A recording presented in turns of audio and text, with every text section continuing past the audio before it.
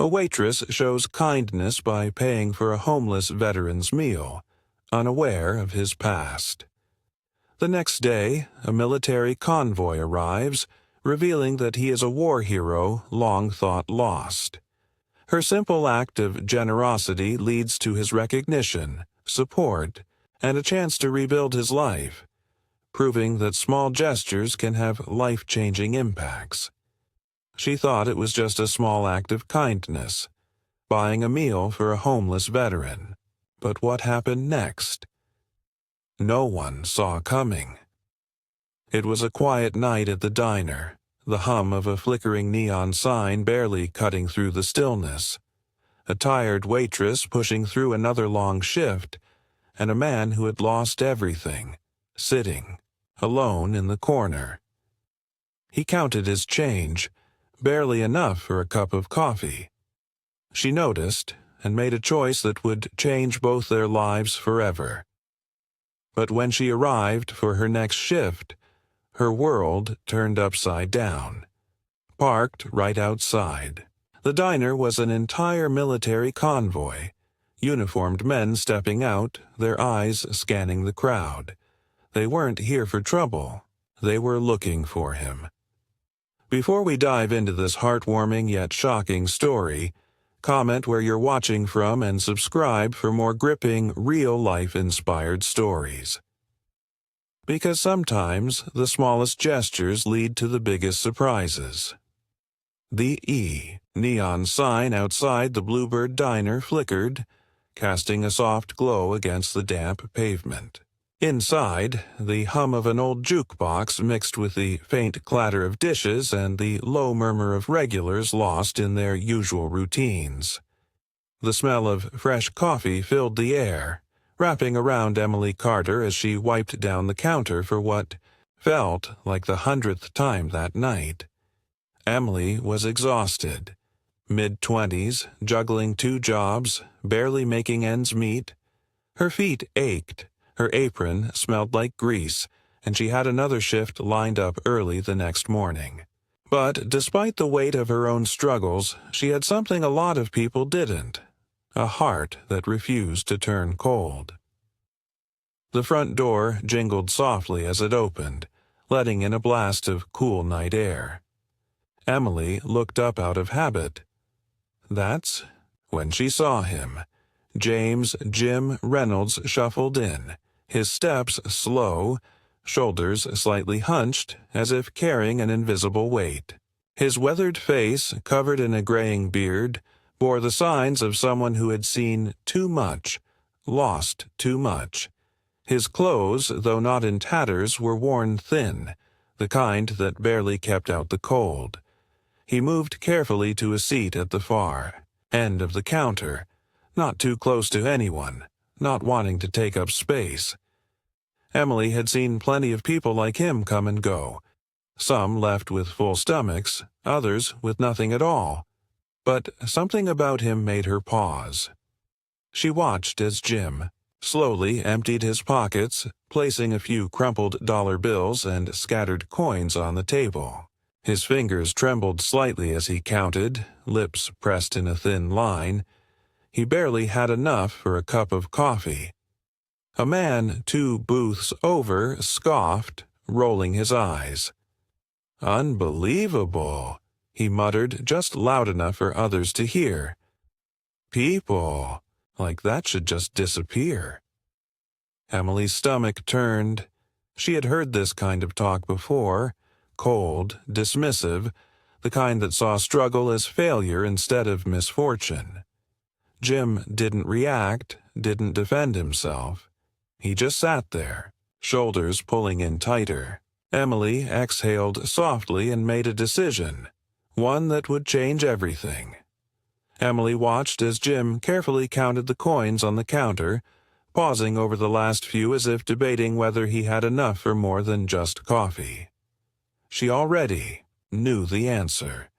Without hesitation, she walked to the register, lowering her voice as she spoke to the cashier. She slipped a few bills across the counter and said, "Add a hot meal to his order, and don't tell him it's from me." The cashier hesitated briefly, glancing at Jim, then back at Emily. But she gave a small nod and rang up the order without a word. Emily returned to work, moving around the diner as if nothing had happened, wiping down tables and refilling coffee cups. A few minutes later, Jim sipped his black coffee, only to be interrupted when a steaming plate was placed in front of him. Eggs, bacon, toast, and hash browns.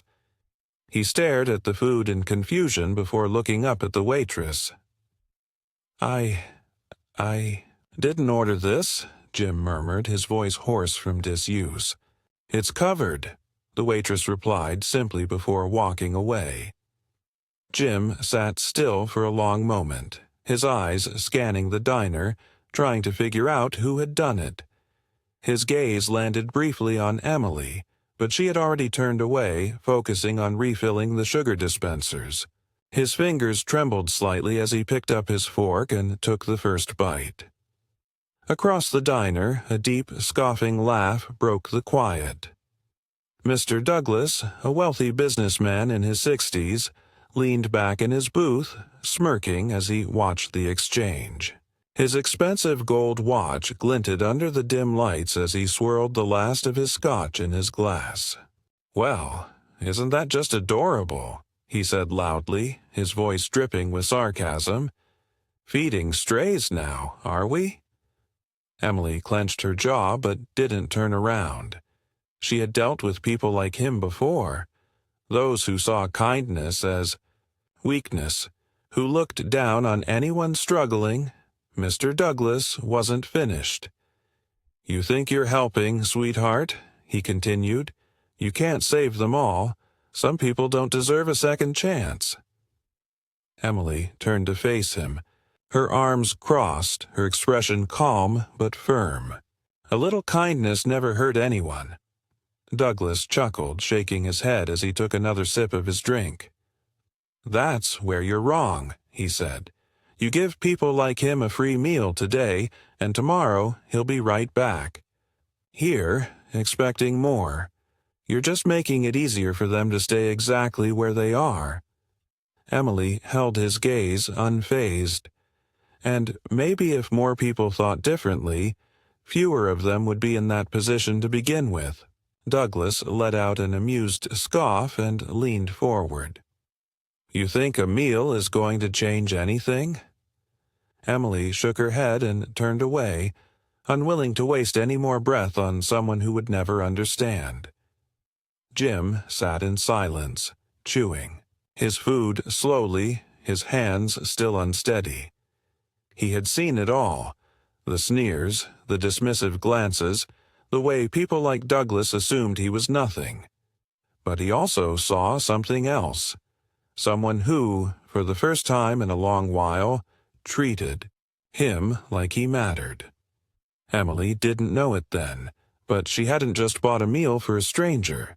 She had set something in motion, something far bigger than she could ever imagine.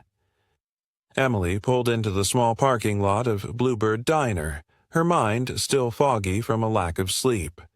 The morning air was crisp, the scent of brewing coffee from inside mingling with the faint chill of dawn. She sighed, running a hand through her messy ponytail before stepping out of her car. Then she froze. Lined up in front of the diner were multiple black SUVs and military vehicles. Their polished exteriors gleamed under the early morning sunlight, stark and imposing against the modest backdrop of the diner. The sight sent a bolt of unease through her. This wasn't normal. Not in a quiet town like this. The moment she pushed open the diner's door, the usual hum of chatter and clinking dishes fell into silence. Inside, every customer and staff member sat stiff, their eyes locked on the group of uniformed officers standing near the entrance. Their presence radiated authority, their postures rigid, their gazes scanning the room with intentional precision. The air felt heavier, charged with an unspoken tension. Emily's heart pounded. Had something bad happened? A robbery? A crime she didn't know about? Before she could say a word, one of the officers stepped forward. His uniform was crisp, adorned with medals and insignias that spoke of a long and decorated service. The sheer presence of the man commanded the room, making everyone feel smaller in his shadow. He cleared his throat and his voice rang out, firm but controlled. "Is Emily Carter here?" A murmur rippled through the diner. Heads turned. Customers whispered. Emily's breath hitched. Every muscle in her body tensed as she hesitated before stepping forward, her voice cautious. "That's me." The officer's sharp gaze met hers. He gave a slight nod. "I'm General Marcus Coleman, United States Army." The weight of his words sent another wave of shock through the room. A general? In a diner like this? Emily's pulse quickened. She had never met a military officer before, at least not in a situation like this. She licked her lips and tried to keep her voice steady. "Can I help you?" The general didn't answer immediately. Instead, he scanned the diner once more before finally speaking. "I need to see James Reynolds." The moment Jim's name was spoken, the tension snapped into something almost unbearable. In the farthest corner of the diner, Jim stopped mid-motion, his coffee cup hovering inches from his lips. For a long moment, he didn't move. He just stared at the general, his weathered face frozen in an expression Emily couldn't quite read. Then, slowly, Jim stood up. The diner was completely still. Every pair of eyes locked onto the frail-looking man who, up until now, had been little more than a forgotten fixture in the town, a homeless veteran who barely spoke, barely existed in the eyes of most. But the way General Coleman looked at him, it was different. It wasn't pity. It was recognition. Emily's breath caught in her throat. Who exactly was Jim? Nobody moved. Nobody spoke. The world had seemingly stopped spinning, frozen in that one single moment of realization. And in Jim's widening eyes, there was something else. A past long buried, now staring back at him. The diner remained silent, the weight of unspoken words pressing heavily on the room.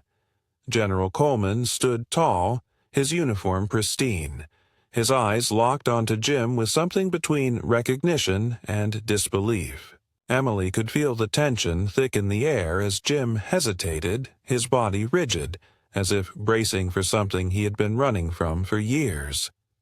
"You're James Reynolds," Coleman said, his voice steady but filled with emotion. Jim's jaw tightened, slightly. His fingers twitched on the counter, but he didn't lift his gaze. "Used to be," he muttered, his voice rough and quiet. The general exhaled, watching him carefully.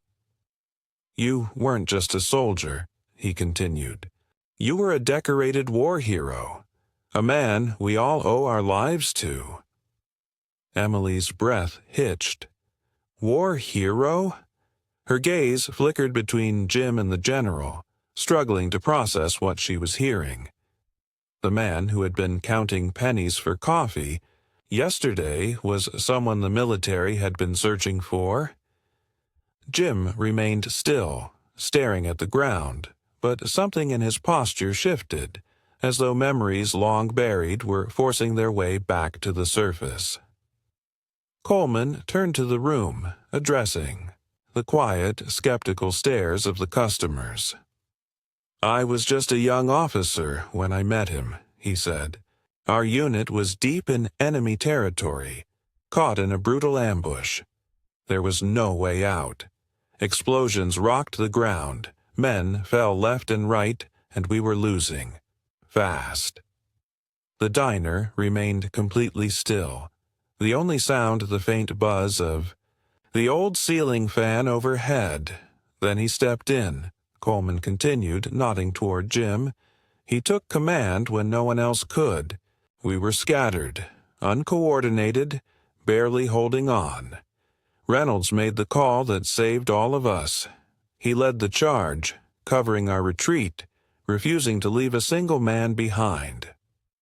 Emily looked at Jim, his hands now clenched into fists, his knuckles white. I was hit, Coleman admitted, tapping his chest lightly. Didn't think I'd make it. But Jim... He shook his head with something close to admiration. He threw me over his shoulder and carried me, for miles, through enemy fire without hesitation.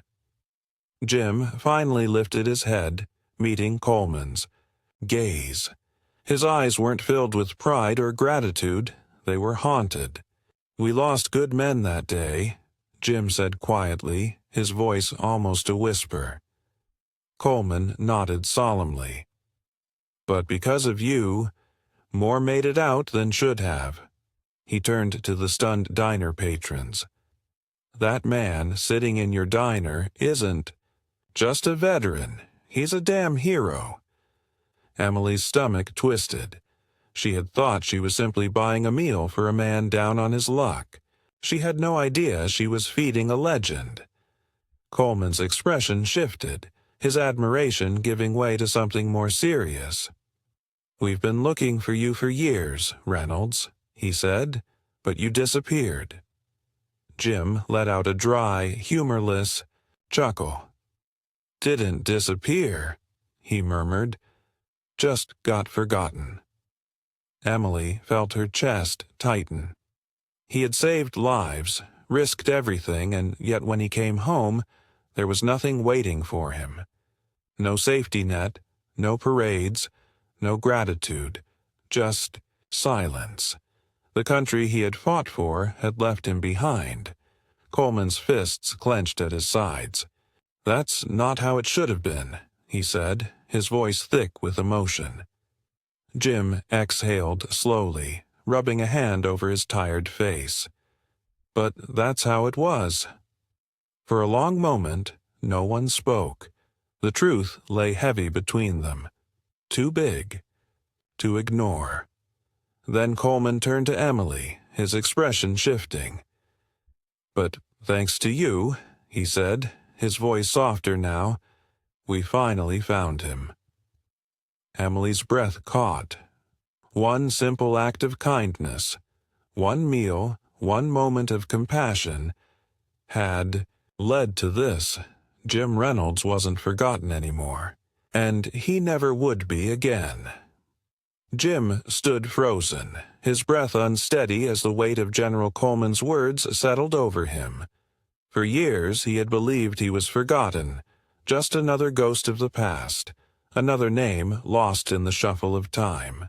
But now, standing in the middle of a diner he never expected to matter in, with the military, the very men he once fought alongside, standing before him, he felt something he hadn't in a long time. He felt seen. His throat tightened as he extended his hand toward General Coleman. The older man clasped it firmly, holding it for a moment longer than necessary, his grip filled with unspoken gratitude. It's an honor, Reynolds, Coleman said, his voice steady but thick with emotion. Jim swallowed hard, nodding as he gripped the general's hand. For the first time in years, he wasn't shaking from cold, from hunger, or from nightmares. He was shaking because he finally knew. He still mattered. Coleman turned to his men, giving a quick nod. One of the officers stepped forward, handing Jim a neatly folded military jacket, his old insignia stitched perfectly on the sleeve. We've arranged everything for you, Coleman continued. Medical care, financial assistance, a place to stay. Whatever you need, you have it. Jim took the jacket in his hands, running his fingers over the patchwork.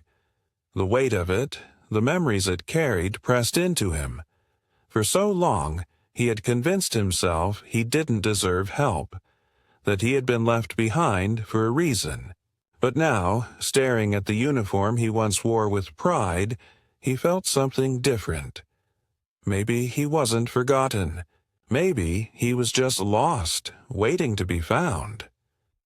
Emily stood a few steps away, watching the scene unfold in awe. She had never expected any of this. She had only bought a meal for a man in need, never thinking it would lead to something this big, something this life-changing. She wiped her hands on her apron, swallowing the lump forming in her throat. As the military convoy began to prepare for departure, Jim turned to her. His weary eyes, once hollow and burdened by years of hardship, now held something softer, something lighter. He took a step closer, holding the jacket in one hand, and placed the other over hers. "You saved me," he whispered. Emily felt her chest tighten, tears welling in her eyes before she could stop them. She shook her head, trying to brush off the emotion. "I didn't do anything," she said, her voice barely above a whisper. Jim smiled, small but genuine. "You did more than you know." Across the diner, Mr. Douglas, the same man who had mocked Emily the night before, sat in stunned silence. His usual smug expression was gone, replaced with something that almost resembled shame. He had been so sure that Jim was a lost cause, a man unworthy of help. But now, as he watched Jim stand taller than he had before, surrounded by men who respected and honored him, he realized how wrong he had been. The diner staff and customers lingered, still absorbing the weight of what had just happened. Some had ignored Jim before, barely acknowledging his existence. Now they saw him for who he truly was, a man who had given everything for his country and who had been left behind. A man who, with just one small act of kindness, was finally getting what he deserved. As the last of the soldiers loaded into the vehicles, Coleman turned to Emily and gave her a knowing nod. "The world needs more people like you," he said, simply. Then, with one last handshake, he climbed into the lead SUV. Jim took a final look around the diner, the place that had unknowingly given him a second chance. He didn't need to say anything more. With one last nod to Emily, he stepped into the convoy, his old uniform draped over his shoulders. As the vehicles pulled away, Emily stood in the doorway, her arms crossed over her chest. A single tear slipped down her cheek, but she let it fall, knowing this wasn't a moment of sadness. It was one of hope. One small act of kindness had changed a life, because you never know someone's story until you take the time to see them. As the military convoy disappeared down the road, Emily stood in the doorway of the diner, watching until the last vehicle was out of sight. She had never imagined that one small act of kindness could lead to something so life-changing. She had only seen a man in need of a meal, but what she didn't realize at the time was that she had given him more than food. She had given him hope. Heroes aren't always the ones in uniform. Sometimes they're the ones who see the forgotten. What do you think about Emily's kindness? Do you believe small gestures can change lives? Let us know in the comments. If this story inspired you, make sure to like, share, and subscribe for more heartwarming real-life tales. Your support helps bring more incredible stories like this to light, and stay tuned, because our next story might just restore your faith in humanity.